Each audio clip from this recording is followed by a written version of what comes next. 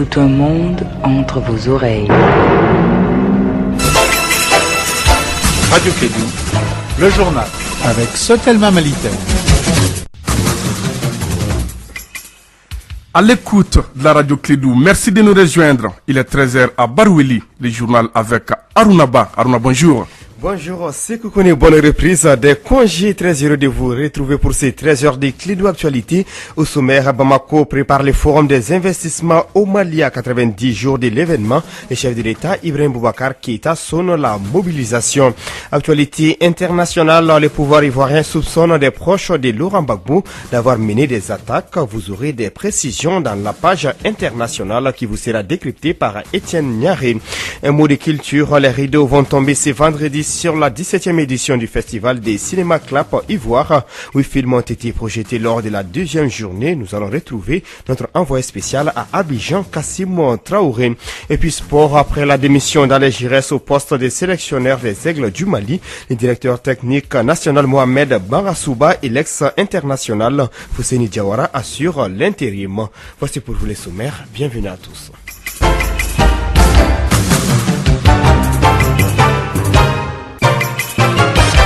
13h passées d'une minute dans les studios Djeli Baba Sissoko de Radio Kédou. Une fois de plus, bonjour à toutes et à tous et merci de nous choisir pour vous informer. Début du compte à rebours du Forum des investissements au Mali prévu du 7 au 8 décembre 2017.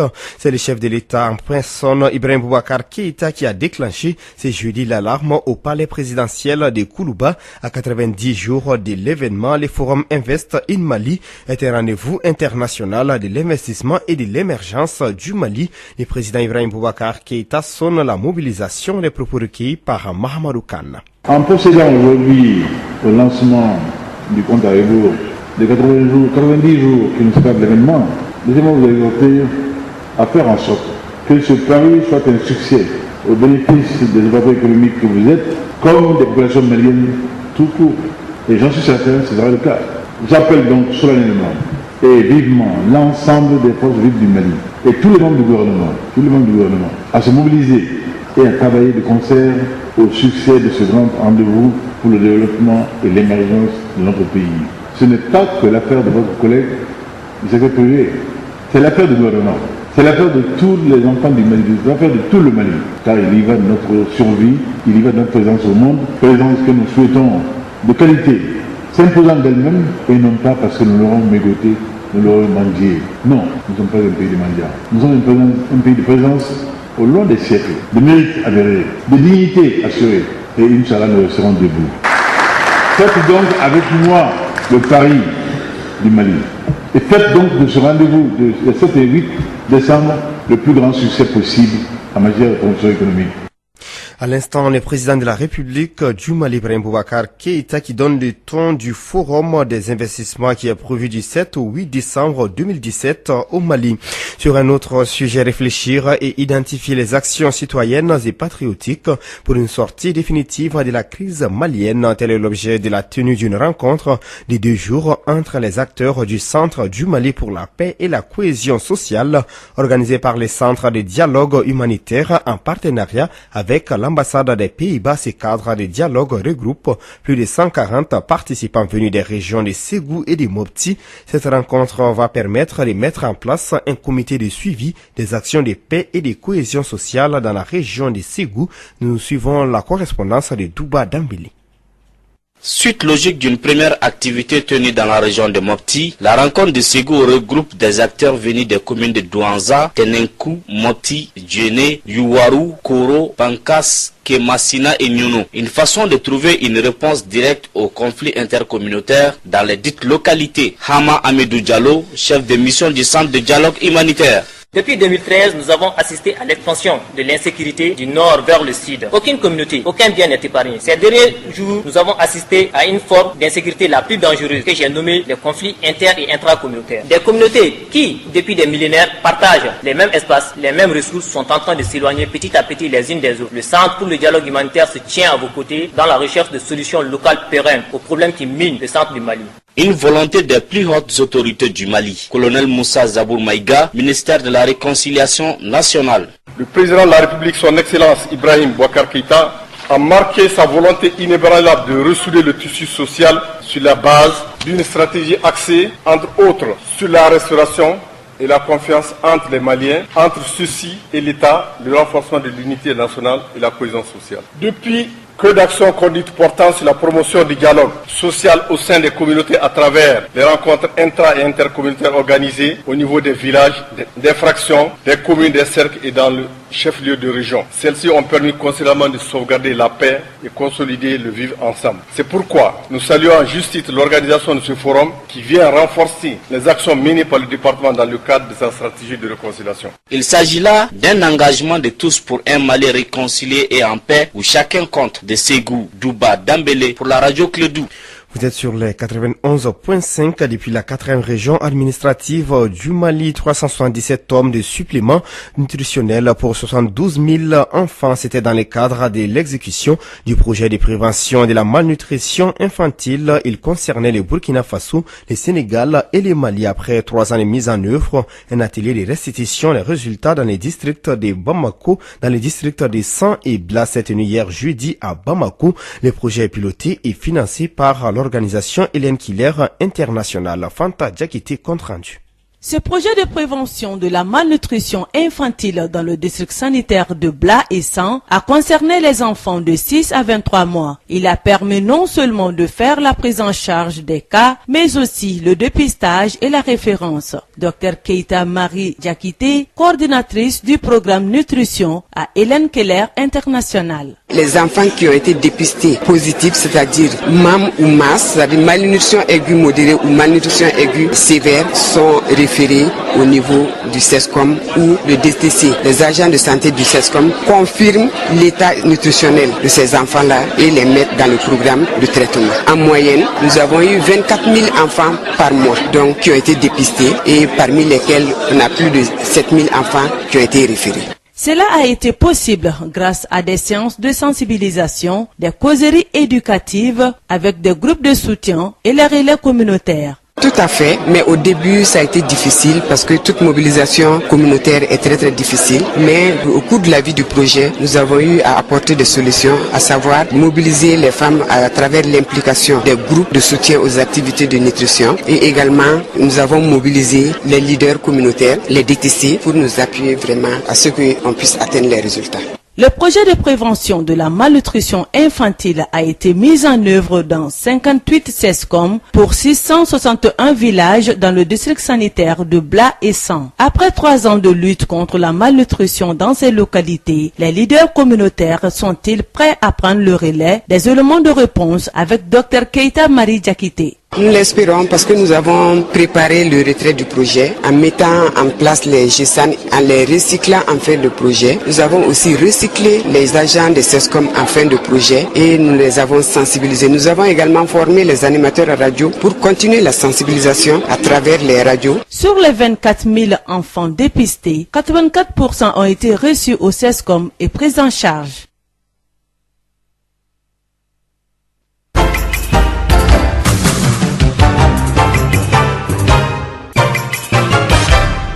Demander à la France d'être claire et d'exposer sa mission au peuple malien sur l'objectif d'un sit-in tenu hier jeudi devant l'ambassade de France à Bamako. Cette manifestation était organisée par les mouvements On a tout compris. Ouattissira, écoutons Mohamed Maïga, l'un des porte-parole du dit mouvement, au micro d'Étienne Niari. L'objet de ce système est d'autres choses. On n'a pas assez d'objectifs. Nous avons demandé seulement, après avoir compris toute la présence de la force Barkhane, depuis elle était servante jusqu'à la force Barkhane, nous avons compris qu'aujourd'hui, il faudrait que nous, les enfants du Mali, se donnent la main pour devenir un seul homme, pour demander à la France d'être vraiment claire pour le peuple malien, d'exposer clairement sa mission au peuple malien, qu'on puisse définir exactement qu'est-ce que la France est en train de faire. Après tout ce que nous avons cumulé comme information, comme ce qu'on a su, nous sommes sur le nord, nous le savons, donc on s'était dit vraiment c'est le moment de venir, avant qu'il ne soit trop tard, de demander à la France que notre armée soit sur toute l'étendue du territoire malien et que notre administration soit sur le territoire malien. Concrètement, nous reprochons à la France d'abord d'être celle qui a commandité les groupes armés qui sont contre le Mali aujourd'hui. Nous savons que le MNLA n'existe pas. La médiatisation, tout ce qui est comme montage pour pouvoir donner un tonus à la communication qui a fait exister ce MNLA, parce que de façon individuelle, ça n'existe pas. Nous savons que c'est la France qui est à la tête de tout ça. À l'instant, l'un des porte-parole du mouvement On a tout compris, Wati Sira Mohamed Maïga Etienne Yari, vous avez recueilli ses propos. Bonjour et bienvenue dans ces 13 heures de clés d'info. Bonjour Aruna. Actualité internationale en République démocratique du Congo, des conditions de vie insalubres dans les prisons en Ituri. La population de Dungu en Ituri, dans le nord-est du pays, s'insurge. En une semaine, 5 prisonniers de la prison centrale de cette ville sont décédés. Des malnutritions ou faute de soins appropriés, affirment les associations qui dénoncent des conditions de détention inhumaines. Ce mardi, ils étaient 200 à manifester et depuis, les autorités locales ont promis d'améliorer les conditions de détention des prisonniers.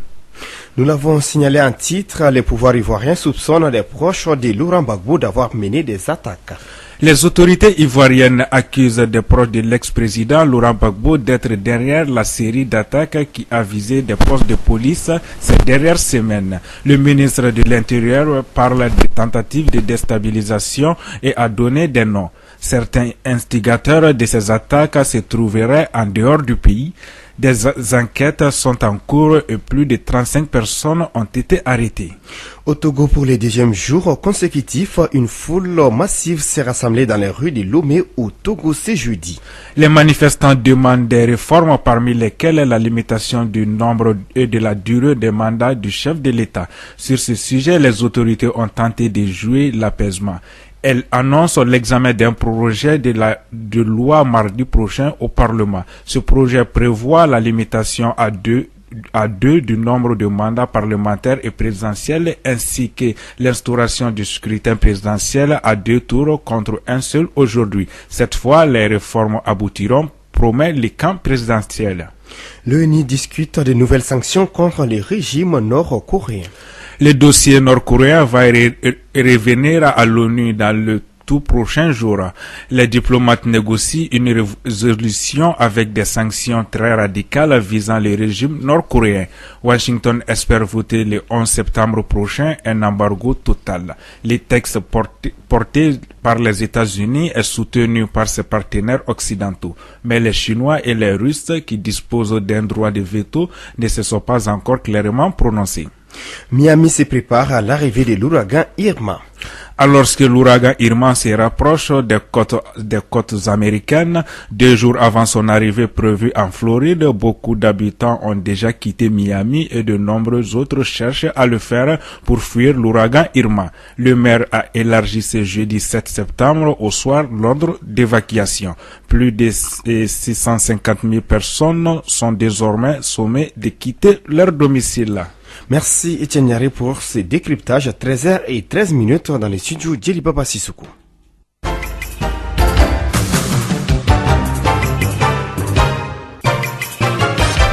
Culture à présent, la 17e édition du Festival des Cinéma Clap Ivoire prend fin aujourd'hui. C'est une compétition entre les jeunes cinéastes de l'espace UEMOA. 8 films, dont 4 fictions et 4 documentaires, étaient en compétition hier lors de la 2e journée. On retrouve Kassim Traoré, notre envoyé spécial à Abidjan.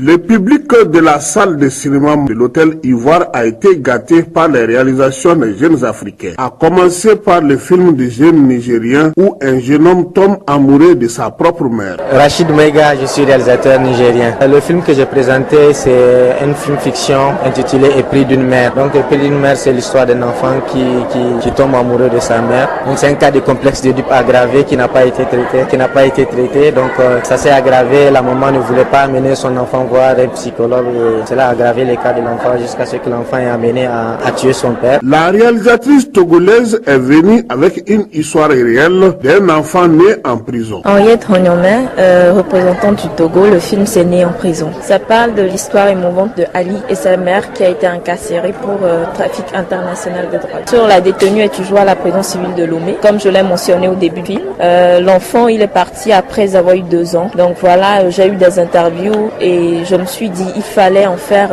un docu-fiction. Elle est ougandaise, elle comprend pas le français, elle s'est retrouvée dans un pays étranger. Quant à la béninoise et aux Sénégalais, ils se sont intéressés aux sujets sociaux, comme l'androïde et la vie au quotidien d'une brave dame. C'est Yaya Ganiata, Bénin. Tout ce que je peux dire sur le film Mon androïde, c'est juste que c'est une sensibilisation juste modérée. Modération sur les nouvelles appareils Android 7 sur 7. C'est Elhaj Dambadia depuis Sénégal. Mon film, le film que j'ai présenté s'appelle Djegdis. C'est un hommage que j'ai rendu à une femme que j'ai connue. Elle m'est très particulière. Elle mène un quotidien très difficile. Le jeune burkinabé Kafando Césaire a parlé de la future maison des retraites en Afrique. Déjà, je pense que plein de familles africaines connaissent ce problème. J'en ai vu des gens qui m'en ont parlé et je pense que c'est une manière pour moi de les dire aussi, de réfléchir autrement par rapport, parce que nous suivons pas, ne copions pas seulement parce que c'est ce que nous sommes en train d'aller. Et j'espère vraiment qu'on n'ira pas là. Le palmarès de cette 17e édition de Clap Ivoire sera connu aujourd'hui avec la distribution de 11 millions de francs CFA. Il y aura au total 14 prix, dont le plus grand prix pour une valeur de 5 millions de francs CFA. Abidjan, Kassim Traoré, Radio Clédou.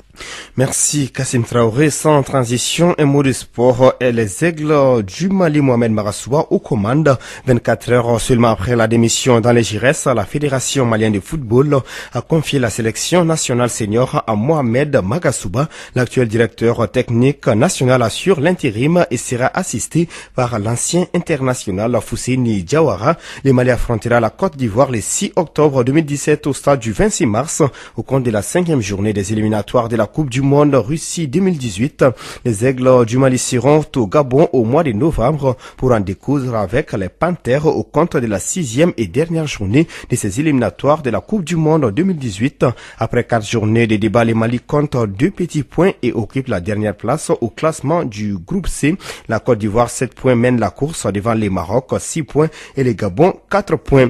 Et puis balle au panier, la 29e édition de l'Afrobasket masculin a débuté ce vendredi à Dakar et à Tunis qui ont accepté d'accueillir la compétition après les désistements du Congo et de l'Angola. C'est la première fois que la Coupe d'Afrique des Nations de basketball est organisée conjointement par 2 pays. Pays organisateurs de la compétition, le Sénégal est logé dans le groupe D en compagnie de l'Égypte, du Mozambique et de l'Afrique du Sud. Dans le groupe B, on retrouve l'Angola, la Centrafrique, le Maroc et l'Ouganda. Tenant du titre, le Nigeria partage le groupe A avec la RD Congo, le Mali et la Côte d'Ivoire. La Tunisie, la Guinée, le Rwanda et le Cameroun forment le groupe C. La rencontre est la République démocratique du Congo et le Mali a débuté il y a quelques minutes. Vous en saurez plus dans notre magazine des sports tout de suite, juste après cette édition. Il est 13h passé de 17 minutes. Ainsi s'achève cette édition, la deuxième des clés de l'actualité. Merci pour votre constante fidélité. Présentation, Aruna Bala technique, Fatou Fall à retrouver à partir de 14h. Etienne Niaré pour les flashs d'information. Quant à moi, je vous donne rendez-vous à partir de 16h pour la 3e édition des clés de l'info.